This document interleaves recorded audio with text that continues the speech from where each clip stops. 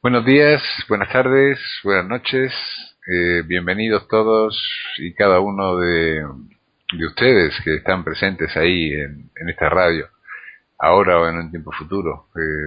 Puede que nos oigan dentro de meses o incluso años, y nuestras voces sean como un eco que se lanza al espacio y que bueno, que tarda un tiempo en llegar a su oyente, eh, igual que posiblemente la perciba, pero no es eso lo que importa, el tiempo, en el caso de que sea así, sino el mensaje que se transmite. Eh, Como casi siempre el valor es más el contenido que el continente. Soy Antonio Fernández Fígares y esto es Radio Nueva Era. Espero que pasen un tiempo agradable en nuestra compañía, en un programa que durará unos 35 minutos, 35-40 minutos aproximadamente.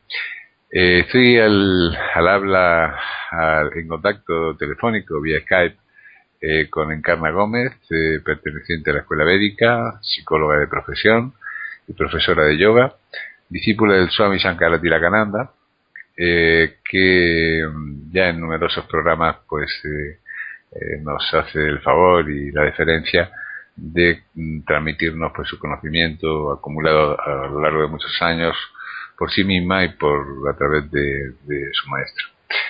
Buenas tardes, Namaste, Encarna. Namaste, buenas tardes, Antonio. Bueno, hoy hemos quedado en hablar, por entrar directamente al tema, hemos quedado en hablar de un asunto, no sé si complejo, pero sí muy apasionante, como es la sombra. La sombra que Carl Gustav Jung definió como esa parte de nuestra personalidad, o no sé si está más abajo que la estructura que sabemos llamar personalidad, eso no lo aclararás tú ahora, que representa una serie de cualidades, de valores, tanto positivos como negativos, que no son conscientes, que no han aflorado y que no utilizamos, ¿no?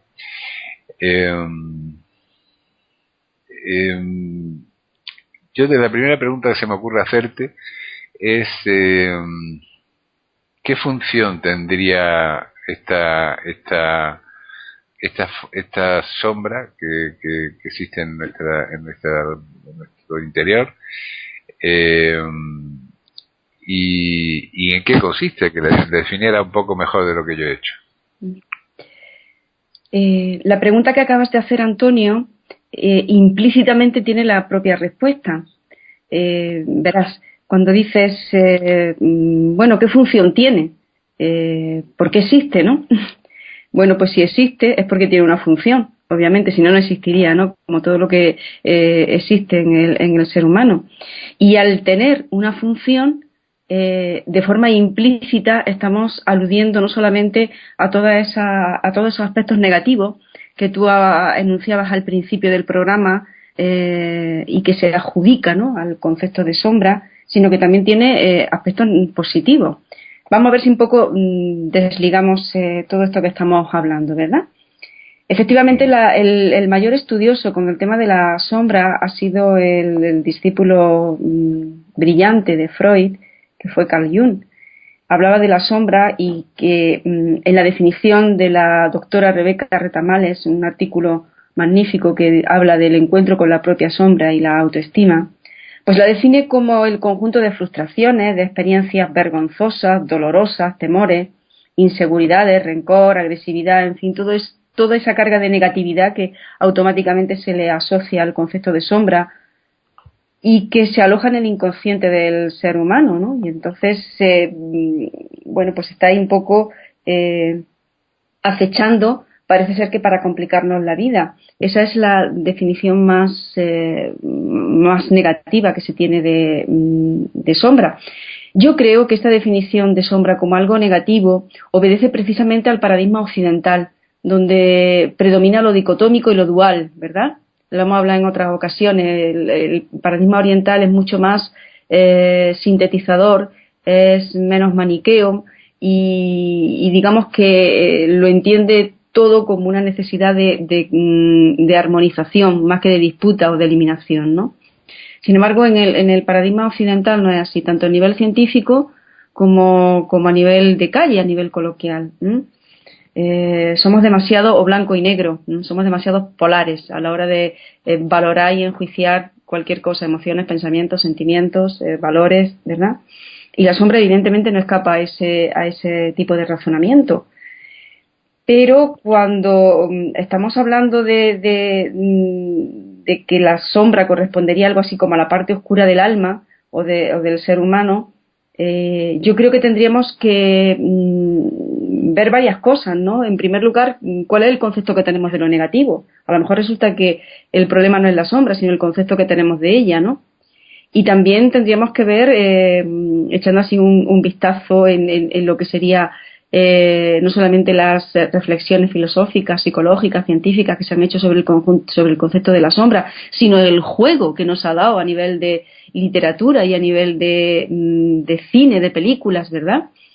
Y sobre todo el juego que nos da en las conversaciones que mantenemos y en los análisis que hacemos de nuestros propios comportamientos y de los comportamientos de los otros, ¿no? Yo creo que por ahí podríamos un poco enfocar el tema. No sé, ¿qué te parece? Sí, sí, muy bien. Por decirlo de una forma, digamos, llana, a nivel así como muy popular,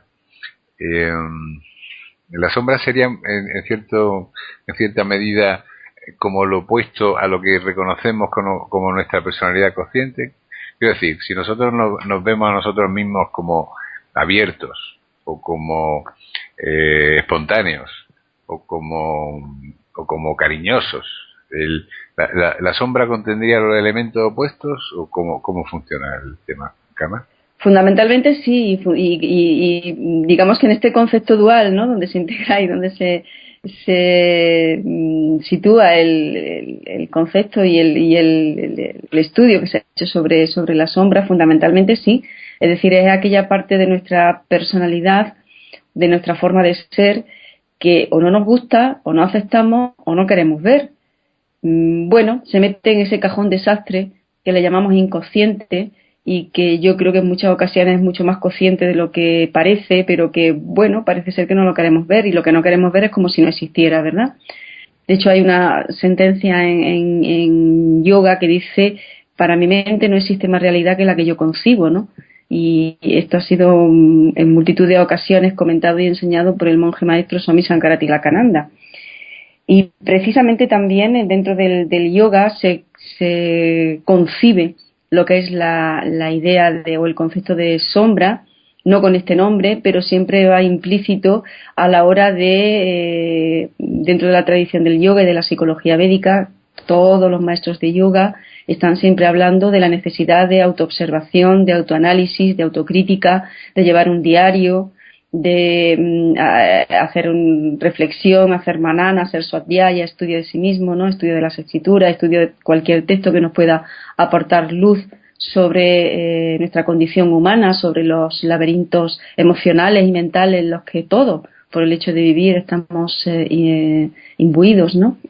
Bien, pues esta idea es importante tenerla en cuenta. Decía antes que cuando estamos hablando de esa forma, de ese aspecto oscuro de nuestra alma o de nuestra personalidad, en muchas ocasiones no tiene por qué corresponder a aspectos oscuros, sino a lo que nosotros enjuiciamos como negativo o como oscuro o como miserable, ¿no? Por ejemplo, pensemos por ejemplo en el tema del sexo. No hace mucho tiempo, en el siglo pasado, incluso también en el actual, pero ya menos, ¿verdad? Pues hay muchas personas que entendían cualquier tipo de comportamiento sexual como algo pecaminoso, algo degradante, algo pervertido. Afortunadamente en nuestros días se concibe de una forma mucho más natural y mucho más saludable, ¿no? Ya se habla de tener una sexualidad saludable, es decir, como un elemento que configura nuestra humanidad, y no por ello tiene que ser negativo, ni mucho menos, ¿verdad? Otra cosa es el manejo que hagamos nosotros de esa sexualidad. Sin embargo, insisto, no hace mucho tiempo a priori por parte de muchos sectores de la sociedad, incluso de religiones, se consideraba como algo que degradaba la naturaleza del ser humano, cuando no es así.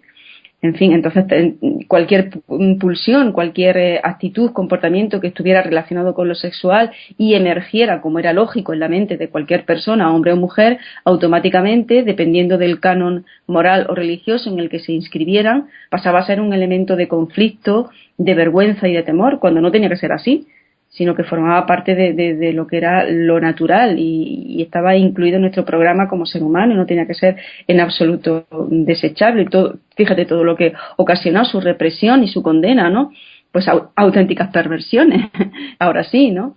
Cuando digamos que cuando el agua del grifo no va por el cauce que tiene que ir, tapona, se obtura, pues entonces da lugar a explosiones, a todo tipo de accidentes, ¿no? Pues algo así parecido ocurrió con la sexualidad. Y todavía sigue ocurriendo, ¿no? Pero que eso ocurre precisamente porque no se reconoce lo que, digamos, tendría que ser un cauce natural. Pues yo creo que con muchos aspectos de lo que hoy se inscribe y se mete dentro del concepto sombra, pues podrá ir apareciendo y se irá demostrando, ¿no? Que el hecho de ser humanos precisamente está aludiendo a un tipo de entre comillas imperfección, ¿no? Y por lo tanto que pretender ser siempre perfecto, ser siempre impecable y no cometer ningún tipo de error, pues precisamente lo que nos hace es abocarnos a mayor imperfección y a mayor número de errores, ¿no? Eso sería importante. Y eso por un lado, pero por otro lado, fíjate lo que nos hablan las filosofías orientales, ¿no? Que siempre están hablando de la reintegración y de la complementación de los opuestos.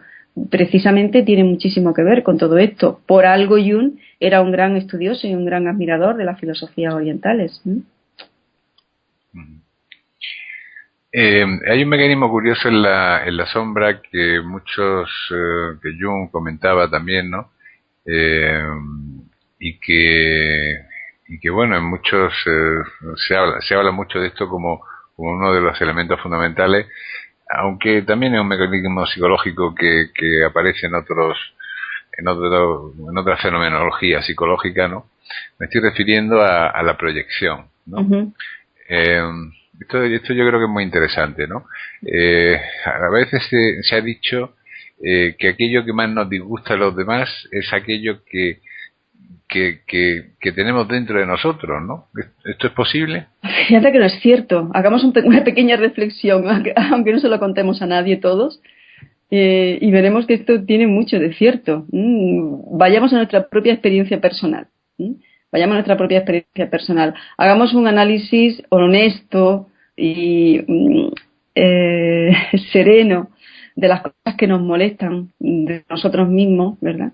Veremos que en gran parte las personas con las que tenemos conflicto, en gran parte, no digo siempre, pero en gran parte están recogiendo esas características que tanto odiamos de nosotros, que tanto nos molestan, y de alguna forma arrojándola a la cara, ¿no? En algún momento cuando entramos en conflicto con algo, con alguien. Yo creo que sí, creo que tiene bastante de verdad, ¿no?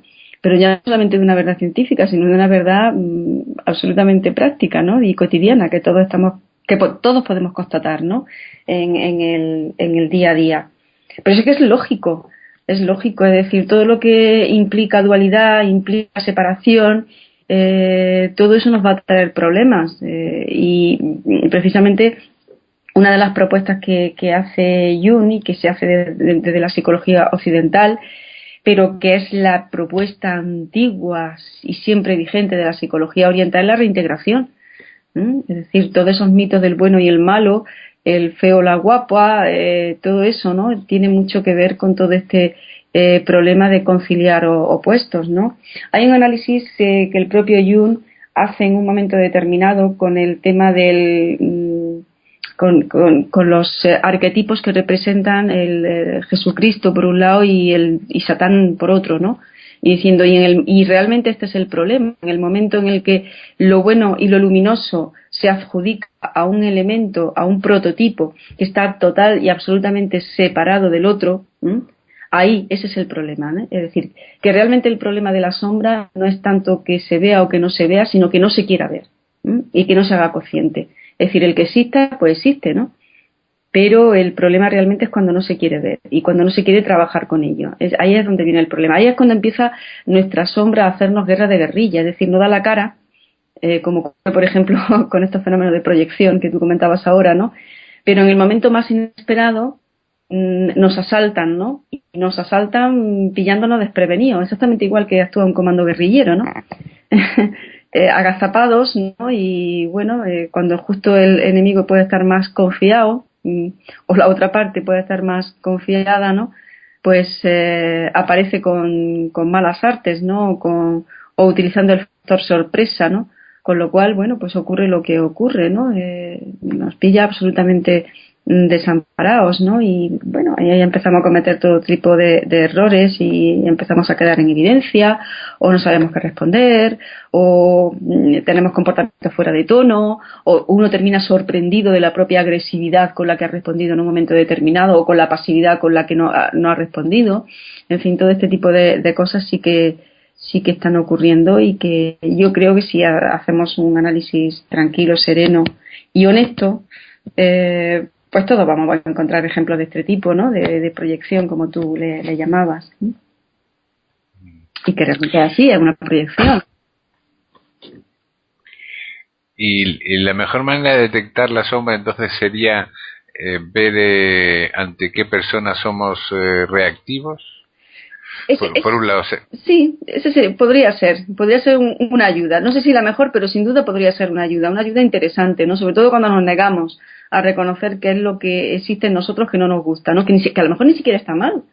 Es decir, que a lo mejor ni siquiera está mal, pero pues en los códigos, en los imperativos morales con los que cada uno nos movemos, a lo mejor lo etiquetamos como tal, sin serlo, ¿no? Sí, perdona, iba a decir, por otra.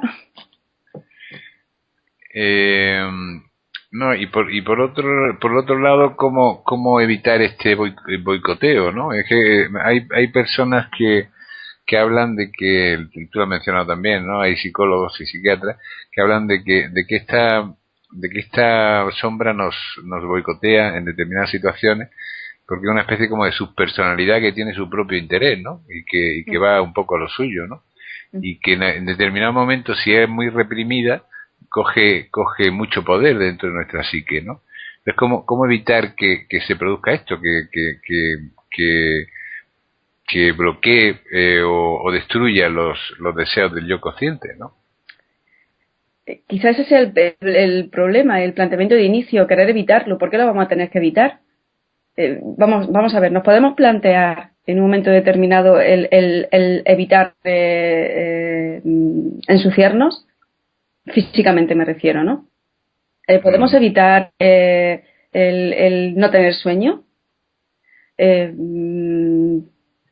Es decir, estamos hablando de cosas que están absolutamente inherentes, ¿no? En nuestro programa como seres humanos. Entonces, lo que yo creo que habría que hacer es buscar las mejores maneras de reintegrar eso y de utilizar el mayor partido posible, ¿no? De hecho, hay autores que cuando trabajan con el tema de la sombra dicen, pero bueno, pues esto es maravilloso, ¿no? Precisamente es un caudal, es un potencial magnífico a partir del cual podemos sacar todo tipo de partido, ¿no? De hecho, lo reconocen artistas, escritores, escultores, pintores, ¿no?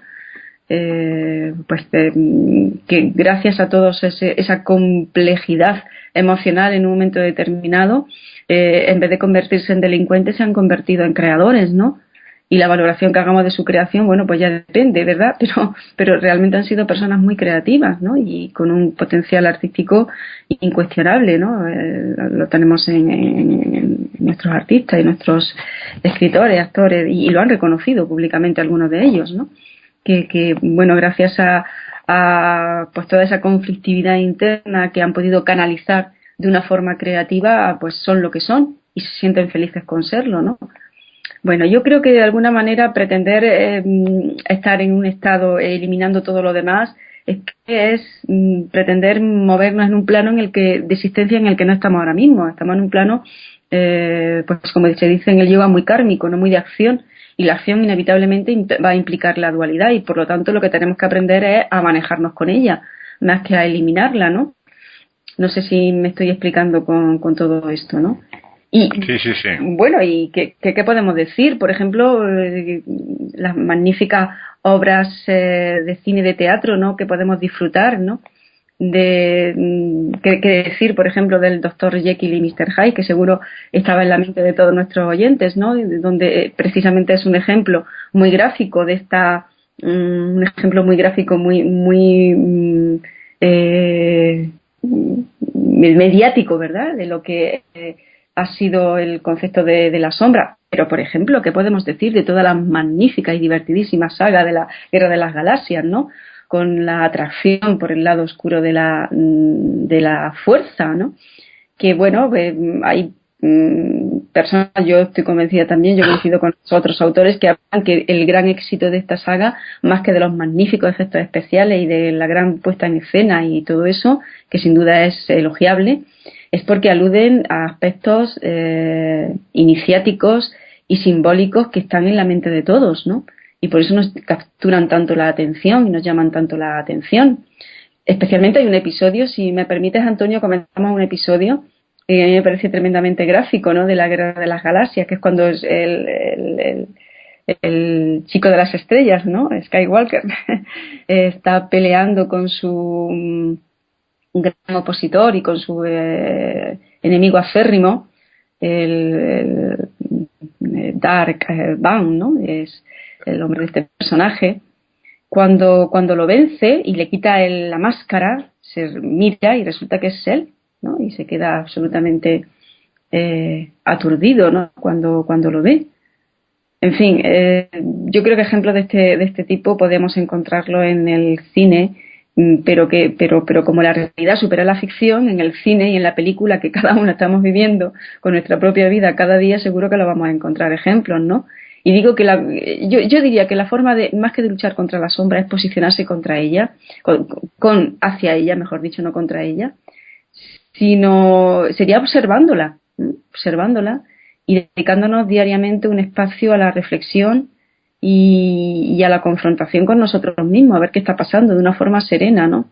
Serena y amistosa, porque como pongamos demasiada agresividad y en el análisis posiblemente bloquee los intentos de verlo, ¿no?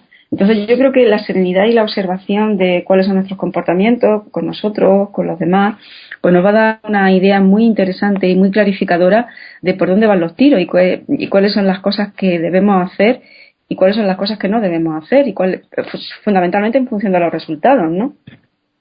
Y esto yo creo que puede ser bastante clarificador. Efectivamente. Y además, de hecho, está presente en casi todas las religiones este elemento diabólico, por llamarlo de alguna manera, ¿no? Que representa es un cúmulo de elementos negativos, pero que sobre todo personifica el egoísmo, ¿no? Uh-huh. Yo creo que es la raíz un poco de estos elementos, ¿no? Pero vamos a hablar, si te parece, por último, porque ya nos estamos quedando sin tiempo, de los elementos positivos. La sombra tiene elementos positivos. Yo recuerdo una cita, que no sé si es de Gautier, de Goethe, depende de cómo se pronuncie, que decía que el mal es aquella entidad que queriendo siempre perjudicar termina haciendo el bien, ¿no? Uh-huh. Pues fíjate, leí yo en algún sitio, no recuerdo exactamente a dónde, pero a colación de esta propia definición que tú dices, que decía que el mal eran los perros que estaban vigilando el camino del bien, ¿no? Y que cuando alguien se salía, pues enseguida mordía o ladraba. De alguna forma, en todas las tradiciones religiosas, culturales, espirituales, están aludiendo a esa idea de síntesis, ¿verdad? Más que de enfrentamiento. Yo creo que hay una parte mística en cada religión que siempre está contemplando lo negativo como una parte más de lo que se tiene que englobar dentro del concepto divino, ¿no? O dentro del plan cósmico, ¿no? Como se puede decir quizá en otras tradiciones. Bueno, pues poniendo ejemplos, hemos estado hablando de alguno de ellos, ¿no? Es decir, podemos hablar de una persona, decir, bueno, vamos a pensar en alguien que considere que forma parte de su aspecto negativo, que es una persona muy agresiva, ¿no? Una persona muy impositiva. Pero, por ejemplo, esa agresividad puede ser magnífica, bien conducida en la consecución de metas a nivel de negocio. Yo no me estoy refiriendo a nivel de negocios puramente mercantiles, ¿no? Sino, pues, a lo mejor una persona que sea tremendamente conseguidora, ¿no? O dentro de lo que es, pues, por ejemplo, trabajando para una ONG, ¿no? O trabajando, por ejemplo, en una investigación científica, ¿no? Es decir, esto es importante, ¿no? Y qué decir, por ejemplo, si ese cauce de agresividad se plantea pues para tener un carácter férreo, ¿no? Frente a quienes se comportan de una forma absolutamente asúrica, se diría en el yoga, de una forma deshonesta, ¿no? Podríamos hablar en nuestra tradición, es decir, aquellos que van a lo suyo y que por conseguir determinados elementos o determinados objetivos arrasan con lo que sea y con quien sean, ¿no? Es decir, pues también es importante mantener ese punto de carácter, pero es que hasta para encajar los aspectos negativos de uno mismo, uno también tiene que tener carácter, ¿no? Y no venirse abajo. Es decir, y muchas veces, mira, por ejemplo, el ejemplo que te comentaba de Skywalker, ¿no? Su maestro le estaba siempre alentando a que no hiciera una confrontación, que todavía no se enfrentara al más malo, ¿no? De la saga de la galaxia, porque no lo veía preparado, ¿no? Pero no se lo podía decir así, y no lo veía preparado precisamente pues por ese shock que le produjo el darse cuenta de que contra quien estaba luchando era contra sí mismo, ¿no? Es decir, que también se necesita una personalidad bien reintegrada y implica una dosis de energía, y esa dosis de energía lleva implícita una carga de agresividad, de fuerza, ¿no? No sé si me estoy explicando con todo esto, sí, Antonio, ¿no? Sí.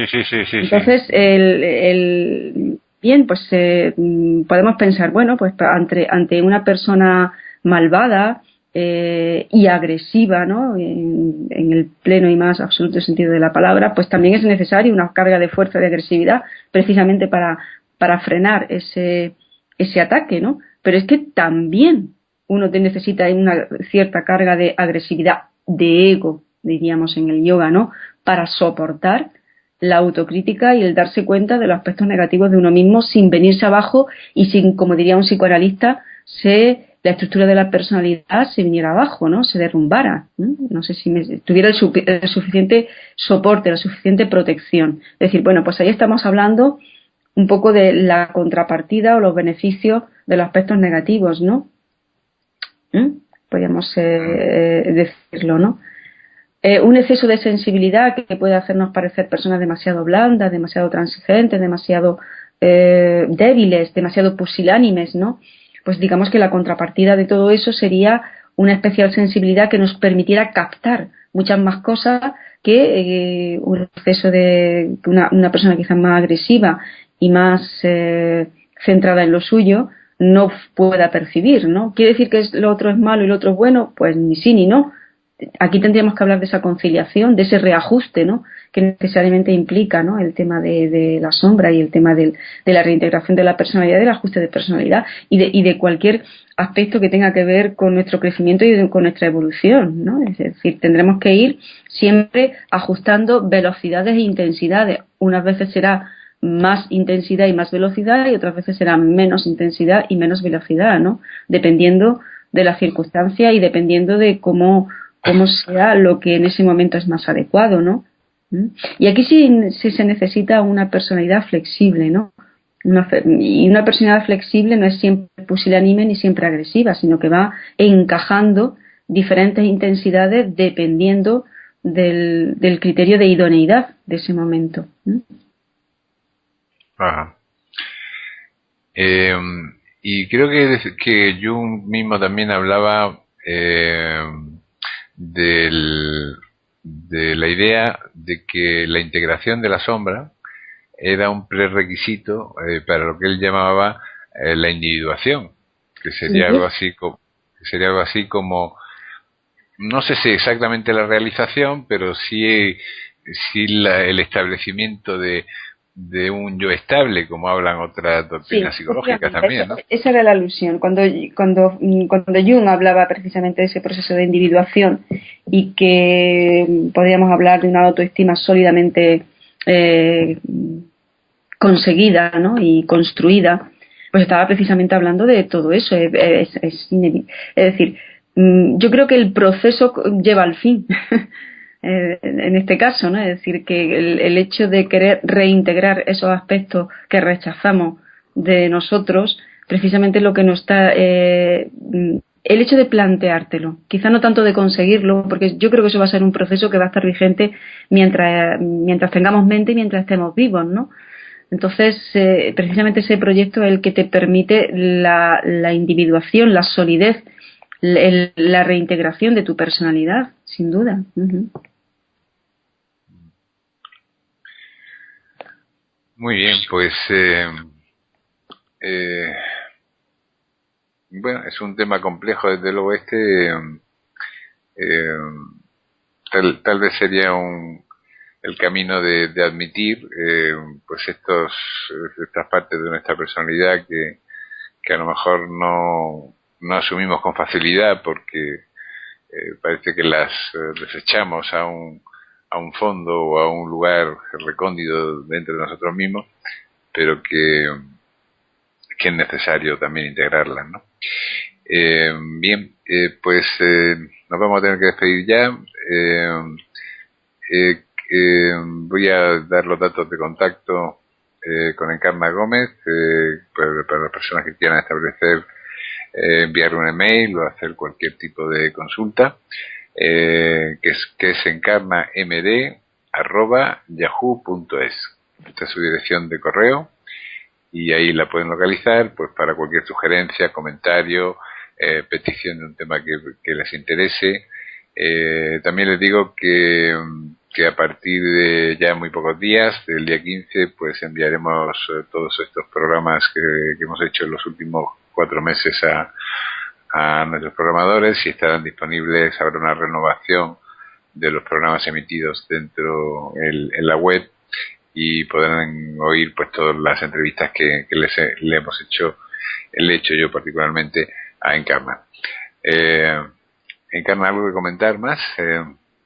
Sí, Antonio, comienzas el programa agradeciéndome la participación y yo sí quiero agradecerte a ti y también a todos nuestros oyentes la magnífica oportunidad que me dan de poder hablar todos estos temas que a mí me apasionan, me gustan y sobre todo, como ya hemos comentado en otros programas, el comunicarnos siempre da placer y la verdad es que es un gusto y es un honor, es un privilegio el poder también asomarnos, como hemos comentado en otros programas, a esta ventana de la radio y poder hablar y comentar todos estos temas que yo considero que son bastante interesantes.